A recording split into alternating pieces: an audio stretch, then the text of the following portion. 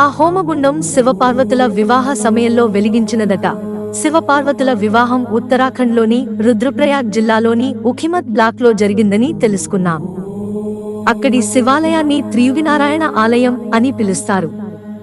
ఇక విష్ణుమూర్తి పార్వతీదేవికి సోదరుడిగా మారి ఈ వివాహాన్ని జరిపించాడు. మరోవైపు బ్రహ్మదేవుడు పూజారి అయ్యాడు. మొత్తానికి అంతా కలిసి ఈ ప్రాంతంలోనే శివపార్వతుల వివాహం జరిపించారు. త్రియుగినారాయణ ఆలయానికి ఎదురుగా వివాహ స్థలం ఉంటుందట. దీనిని బ్రహ్మదేవుడు ఈ వివాహం జరిపించాడు కాబట్టి బ్రహ్మశిల అని కూడా పిలుస్తారు.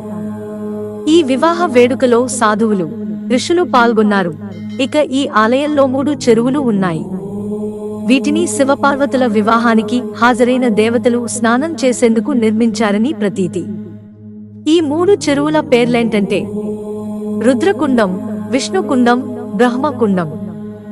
సరస్వతి కుండం వచ్చేసి విష్ణుమూర్తి నాసికా రంధ్రాల నుంచి ఉద్భవించింది.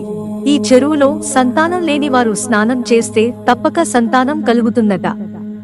శివపార్వతుల వివాహం సమయంలో వెలిగించిన హోమగుండం ఇప్పటికీ ఆరిపోలేదు.